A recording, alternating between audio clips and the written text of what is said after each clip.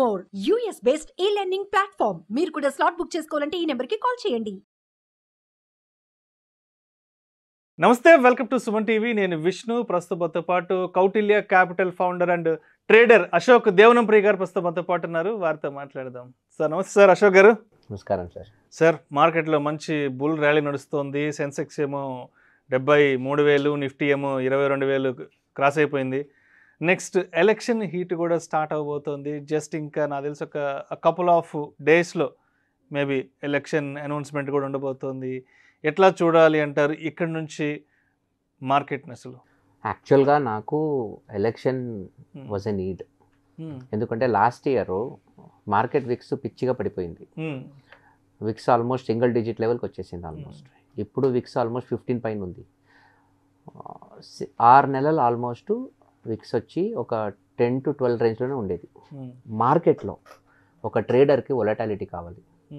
నాకు మార్కెట్ పైకి వెళ్ళినా డబుల్ చేస్తా, మార్కెట్ కింద పోయినా డబుల్ చేస్తా, మార్కెట్ ఎక్స్ట్రీమ్ వొలటాలిటీ చూపిస్తే డబుల్ చేస్తా. కానీ మార్కెట్ ఎప్పుడు ఇలా స్లోగా వెళ్తే డబుల్ చేయడం చాలా కష్టం, పిచ్చి కష్టం. We suffered a lot. మాకు we were waiting for elections వస్తే ఇట్స్ ఏ మ్యాక్రో న్యూస్, ఆటోమేటిక్గా వొలటాలిటీ పెరుగుద్ది. ఇప్పుడు ఆల్మోస్ట్ వొలటాలిటీ 15-16 వచ్చేసింది. వచ్చే నెల, ఈ నెల కోడ్ ఆఫ్ కండక్ట్. అవునవును. ఓకే, దాన్ని నీతి సంహితం అంటారు మీ భాషలో. వచ్చిన తర్వాత ఎలక్షన్ అయ్యే వరకు market it will take its generic course. నన్ను పర్సనల్గా అడిగితే మోదీ సర్కార్ వస్తుందని ప్రపంచానికి తెలుసు. Nobody has a doubt. Modi సర్కార్ 3.0 వస్తుంది. బీజేపీ 350 వస్తుందా లేదా 300 వస్తుందా అది discussion topic. It's not Modi versus Congress. So ప్రపంచానికే తెలుసు. సో మోదీ సర్కార్ వచ్చే ఫ్యాక్టర్ ఆల్రెడీ మార్కెట్లో ఫ్యాక్టరీ అయిపోయింది, నా ప్రకారం. కానీ ఇప్పుడు మార్కెట్ 75,000 లెవెల్ అనుకోండి. నేను పిఈ చూసాను, నిఫ్టీ పీ ఎలా ఉందని. నిఫ్టీ పీ ఆల్మోస్ట్ 20 to 23 లెవెల్లో ఉంది. జనరల్గా ఎప్పుడైనా నిఫ్టీ పీ 12 to 18 లెవెల్స్ వస్తే గోల్డెన్ పీరియడ్ టు బై. ఈ 18 to 22 ఉంది కదా, అది బ్యాలెన్స్ పీరియడ్ అంటాం. ఈ 28 and above is a risky period. జనరల్గా మీరు .com బస్ చూసుకోండి, మీరు 2008 సబ్ప్రైమ్ క్రైసిస్ చూడండి, మీరు 2013 గ్రీస్ క్రైసిస్ చూడండి. ఎప్పుడు చూసినా when ever Nifty PE goes to 28-30 levels market పడుతుంది. ఎక్సెప్ట్ కరోనాలో ఏం జరిగింది, అర్నింగ్స్ పడిపోయింది. అర్నింగ్స్ పడిపోయినప్పుడు ఆటోమేటిక్గా పీఈ పైకి వెళ్ళిపోతుంది. పీఈ 40 లెవెల్కి వెళ్ళిపోయింది యాక్చువల్గా. ఇప్పుడు 23 లెవెల్లో ఉంది. నన్ను అడిగితే the market is still reasonable. Market still has potential to grow another 30% from here. ఇప్పుడు 22-23 లెవెల్స్ నుంచి 28 పోవాలంటే ఇంకా ఒక 25% అప్సైడ్ పొటెన్షియల్ ఉంది.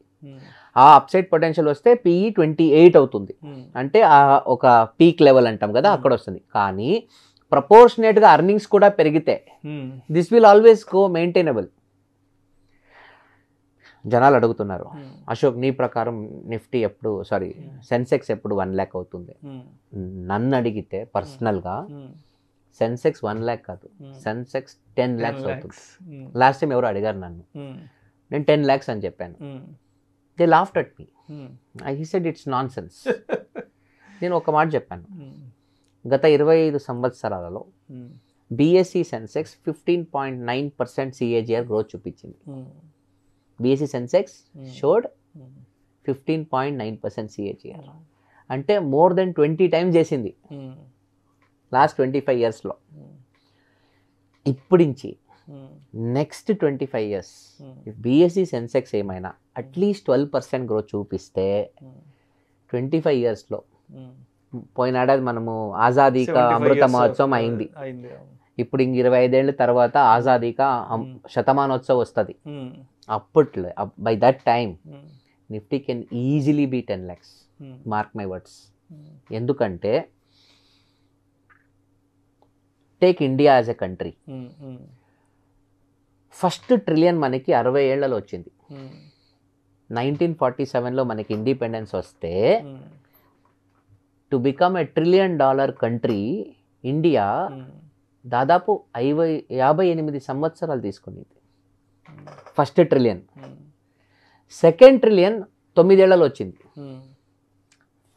ఫస్ట్ ఇప్పుడు మనం బిజినెస్ చేస్తాం, ఫస్ట్ ₹1 కోటి 30 ఏళ్ళు సంపాదించాడు, సెకండ్ కోటి 5 ఏళ్ళు వచ్చింది అంటారు కదా, సేమ్.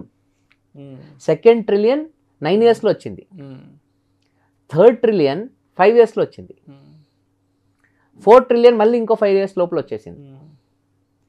దీని తర్వాత ఎవ్రీ 3 ఇయర్స్ ఇంకో ట్రిలియన్ వస్తుంది, ఇంకో ట్రిలియన్ వస్తుంది. ఆ లెవెల్ గ్రోత్ రావాలంటే మార్కెట్ హ్యాస్ టు పర్ఫామ్.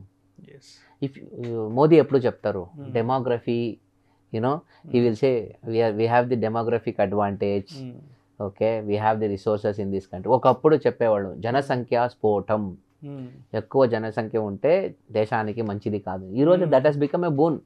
మేము చిన్నప్పుడన్నీ ఎజెల్ రాసాం తెలుసా, పాపులేషన్ ఎక్స్ప్లోజన్, జన విస్ఫోటనం, విస్ఫోటనం. సో అవంతా ఏం లేదు ఇప్పుడు. So today we have reached such a crucial point. మీరు if you look at American economy and Chinese economy, ఆ 3-4 ట్రిలియన్ ఉంది కదా, అక్కడి నుంచి 10 పోయేది చాలా ఈజీ, అలా వెళ్ళిపోతుంది. It's just a matter of time and push అంతే. మనకి టెక్నికల్గా చూస్తే మార్కెట్ ఈరోజు ఇండియాలో $100 బిలియన్ కంపెనీస్ ఒక 3-4 ఉండొచ్చేమో. How much is 100 billion? 100 billion అంటే ఇంటూ 8 లక్షల కోట్లు రఫ్లీ. Is it correct? 8,000 కోట్లు 1 బిలియన్, 80,000 కరెక్ట్, 8 లక్షల కోట్లు. ఇంకా నెక్స్ట్ 20 ఏళ్లలో ఇండియాలో 100 కంపెనీలు ఉంటాయి. 100 బిలియన్ కంపెనీస్ వస్తాయి అని నాస్కామ్ చెప్పింది. ఈరోజు మీరు చూసే ప్రతి ఒక్క మిడ్ క్యాప్ రేపటి large cap. What is the market cap of Apple? What is the market cap of Tesla? నేను ఎప్పుడు చెప్తాను Apple market cap almost 3 trillion లెవెల్కి వస్తాం, వీళ్ళందరూ 2 ట్రిలియన్ 3 ట్రిలియన్ అంటారు. సో ఆ కంపెనీ మన దేశానికన్నా పెద్దదా? సో వాళ్ళకి అంత వాల్యుయేషన్ ఎలా వచ్చింది? సో మనం ఇంకా ఆ లెవెల్కి పోలేదు. ఇంకా ఆ లెవెల్ వాల్యుయేషన్ రావాలి, ఈ దేశం వస్తుంది. ఎందుకంటే మిడిల్ క్లాస్. సి ఒక దేశం అంటే 3 ఉంటారు, లో class, middle class, high class. ఇది స్టాండర్డ్. లో అంటే లో ఇన్కమ్ గ్రూప్ అన్నమాట. అండర్స్టాండ్? Income basis. ఆ లో ఇన్కమ్ వాళ్ళకి ఏం కావాలి? వాళ్ళకి ఫ్రీ బీస్ కావాలి, వాళ్ళకి అనుకూలం కావాలి, free facilities, free electricity, free food. ఇప్పుడు మన రైతులు వాళ్ళు దేశం కోసం అన్ని పండిస్తారు, కష్టపడతారు, కొన్ని వాళ్ళ సబ్సిడీలు వాళ్ళకి దేశం ఇవ్వాల్సింది, అది మనం రుణపడి వాళ్ళకి ఇవ్వాలి బేసిక్స్. మిడిల్ క్లాస్కి ఏం కావాలి? మిడిల్ క్లాస్ జాబ్స్ కావాలి, వాళ్ళకి ఫ్రీ బీస్ అవసరం లేదు, వాళ్ళు నువ్వు జాబ్ ఇవ్వు నేను సంపాదించుకుంటాను. హై క్లాస్కి ఏం కావాలి? వాళ్ళకి మంచి పాలసీస్ కావాలి, గవర్నమెంట్ వైపు నుంచి మంచి పాలసీస్ ఉంటే నేను వ్యాపారం చేసుకుంటాను ఇండస్ట్రియల్గా. So these 3 things are the required things for all people to be happy. లో ఇన్కమ్ వాళ్ళకి సబ్సిడీస్ కావాలి, మిడిల్ ఇన్కమ్ వాళ్ళకి జాబులు కావాలి, హై ఇన్కమ్ వాళ్ళకి పాలసీస్ కావాలి. ఇవి 3 కరెక్ట్గా ఇస్తే వాస్తు సెట్ అయిపోద్ది. That's how the market goes. And I am telling you again, I don't care if people laugh. I am looking at Sensex at 1 million, 10 లక్షలు బిఫోర్ 2047. సో అయితే ఇప్పుడు అంటే ఆల్రెడీ మార్కెట్లో ఒక 20-25 ఇయర్స్ నుంచి ఉన్న వాళ్ళకి ఎలక్షన్స్ అప్పుడు మార్కెట్ ఎలా రియాక్ట్ అవుతుంది అనేది అందరికీ తెలుసు. బట్ లాస్ట్ 1-2 ఇయర్స్ బ్యాక్ లేదంటే కోవిడ్ తర్వాత మార్కెట్లోకి వచ్చిన వాళ్ళకి ఎలక్షన్స్ అప్పుడు మార్కెట్ ఎలా రియాక్ట్ అవుతుంది అనేది ఎవరికీ తెలియదు. So next just couple of మంత్స్లో ఎలక్షన్స్ రాబోతున్నాయి కాబట్టి నిన్న మొన్నటి కాలంలో మార్కెట్లోకి వచ్చిన వాళ్ళు ఎస్పెషల్లీ ఆ ఎలక్షన్ ఆ 1-2 మంత్స్ ఏదైతే ఉంటుందో ఎలా హ్యాండిల్ చేసుకోవాలి పోర్ట్ఫోలియోస్? అసలు నన్ను పర్సనల్గా అడిగితే కామ్గా ఉండాలి, వెయిట్ అండ్ వాచ్ మోడ్లో ఉండాలి. ఇంక నెక్స్ట్ 3 నెలల తర్వాత మార్కెట్ నెక్స్ట్ రౌండ్ డైరెక్షన్ వస్తుంది. బట్ ఒక point very clear, Modi 1.0 was a training session. Modi అనే నాయకుడికి అతను ముఖ్యమంత్రిగా ఉన్నారు, మళ్ళీ ప్రధానమంత్రిగా వచ్చారు. ఆయనకి ఢిల్లీ పాలిటిక్స్ అంత స్కిల్స్ లేదు ఆయనకి ఫస్ట్ పోయినప్పుడు. 2014 ఫస్ట్ 5 years ఆయన నేర్చుకున్నాడు దేశాన్ని ఎలా నడపడం. కరెక్ట్. నెక్స్ట్ 5 years తను నేర్చుకునింది ఇంప్లిమెంట్ చేశారు. ఇంకా నెక్స్ట్ 5 years ఉంది కదా, this is next level, next league. Reforms ఒక రేంజ్లో ఉంటుంది.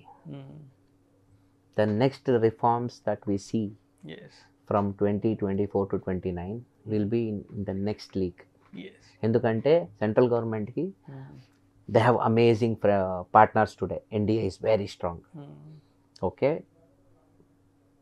వాళ్లకు కంప్లీట్ సపోర్ట్ ఉంది. లోక్సభలో పవర్స్ ఉన్నాయి, రాజ్యసభలో కూడా పవర్స్ ఉన్నాయి. పెద్ద పెద్ద రిఫార్మ్స్ చేయడానికి అనుకూలం ఉంది. ఈరోజు కూడా అపోజిషన్ వాళ్ళు జిఎస్టీ గురించి కమెంట్ చేస్తారు, డిమానిటైజేషన్ గురించి కమెంట్ చేస్తారు. I'm telling GST is a super success. జనాలు కష్టమైంది, ఐఎమ్ నాట్ డినయింగ్, బట్ దేశానికి మంచిది. 2, డిమానిటైజేషన్ ప్రాబ్లం అని చెప్పారు. డిమానిటైజేషన్లో ఏం జరిగింది? డబ్బులు గవర్నమెంట్ అనుకున్నంత డబ్బులు ప్రజలో మిస్ అవ్వలేదు. సర్క్యులేషన్లో ఎంత డబ్బు ఉందో ఆల్మోస్ట్ అంత వచ్చేసింది. గవర్నమెంట్ ఏమనుకుంది, కొంత డబ్బులు రాదు, సో అది రైట్ ఆఫ్ అయిపోద్ది అని అనుకుంది. బట్ డిజిటల్ ఇండియాకి ఒక రూట్ చూపించింది. ఈరోజు 2016 నుంచి కంప్లీట్ బిచ్చగాళ్ళు కూడా పేటీఎం వాడుతున్నారు. మొన్న German one of the senior politician from Germany, he came with to Bengaluru. He went with one of our leaders. ఒక కోకోనట్ వాటర్ తాగి అక్కడే స్కాన్ చేసి పేమెంట్ ఇచ్చారు. He was stunned. So what happened? That boss, we just made a payment. The money went to the bank. నేను హానెస్ట్గా చెప్తున్నాను, అక్టోబర్లో as a part of the IIM Bengaluru university alliance I went to Switzerland. ఒక షాప్లో card swipe చేసి ఇంకో షాప్లో card swipe అవుతలేదు. Irritation. You have to carry cash. ఒక షాప్లో స్వైప్ అవుతే ఇంకో షాప్లో స్వైప్ అవుతలేదు. My global card is not working. Every country cross అయినా అదొక పెద్ద నస. యూరోప్లో ఐ జస్ట్ రిమెంబర్డ్, అసలు India is such a great country యార్, we have so much of luxuries. My mobile is my wallet. I don't need. That's why hats off to India and Indian government. Yes. Definitely the kind of transformation that we have got, nobody can come closer. That is phenomenal. ఇంకో example చెప్తాను. 3 months back Dubai office as a part of our investor visa policy దుబాయ్కి పోయి రావాలి. దుబాయ్లో we got our mobile recharge. ఒక 1000 రూపాయలు recharge చేసి అరగంటలో ఖాళీ అయిపోతుంది. ఇక్కడ మనము 500 రూపాయలకి రీఛార్జ్ చేసుకుంటాము, జియో వేసుకుంటాము, ముఖేష్ అంబానీ బూతులు తిడతాం. మన జనాలు అంతే. 2000 రీఛార్జ్ చేసుకుంటే 12 months మనకి 12 months వాడుకుంటారు కదా. వాళ్ళే ఇంటర్నెట్ లో పోయి ముఖేష్ అంబానీ అట్లా బిజినెస్ వాళ్ళు ఇట్లా అని వాళ్ళని తిడతారు. వీళ్ళు 500 రీఛార్జ్ చేసుకుంటే 3 నెలలు. యాక్చువల్లీ ఏ దేశమైనా మై బిలీఫ్ జై జవాన్, జై కిసాన్, జై business man. Any country should never forget all 3.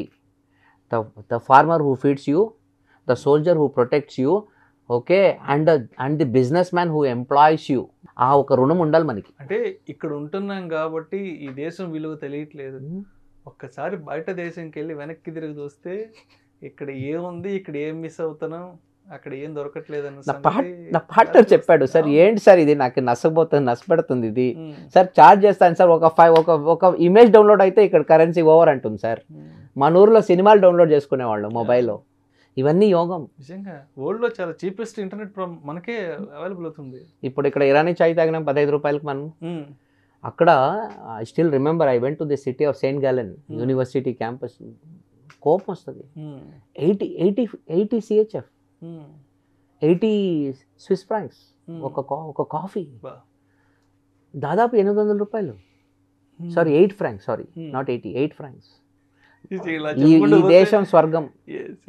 ఇక్కడ యాక్చువల్గా ఇంకో మాట తను వన్ ఆఫ్ ది యూరోపియన్ నేను చెప్పాను, ప్రపంచ దేశాల్లో ఎవడైనా బిచ్చగాడు ఉంటే ఆడికి భారతదేశం స్వర్గం.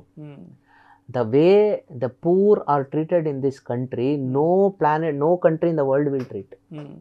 మన దేశంలో పేదవాళ్ళకు ఉండే కొంచెం కేర్ ఉంది కదా, అట్లని మేమేమి అందరినీ బాగా చూసుకుంటామని లేదు. ప్రతి దేశాల్లో వాళ్ళ కష్టాలు ఉన్నాయి. అలా చూస్తే మనం చాలా కష్టపడే దేశం. 50% పావర్టీ ఉన్న వాళ్ళు ఉంటారు, బీపీఎల్ ఫ్యామిలీ, వాళ్ళని మేము సాకాలి. కానీ వాళ్ళని చాలా గౌరవంగా చూసుకుంటున్నాం. ఈ గౌరవం అక్కడ బయట డబ్బులు లేని వాళ్ళకి ప్రపంచ దేశం ఎక్కడ గౌరవం లేదు. అంత మానవత్వం, హ్యూమానిటీ ఉందంటే ఒక 100% భారతదేశం. ఐ ప్రామిస్ యూ, ఏ ఫోరంలో అయినా గర్వంగా చెప్పుకోవచ్చు. Right sir, right sir, right. Thank you so much Ashok Devanapriya గారు. నెక్స్ట్ ఎలక్షన్స్కి మార్కెట్ ఎలా రియాక్ట్ కాబోతుంది, కొత్తగా మార్కెట్లోకి వచ్చే వాళ్ళు మార్కెట్ని ఏ విధంగా బ్యాలెన్స్ చేసుకుని ముందుకు వెళ్ళాలి అనే అంశం గురించి చాలా చక్కగా మీ విశ్లేషణ మన సుమన్ టీవీ ప్రేక్షకులకు తెలియజేస్తారు. Thank you so much sir. Thank you.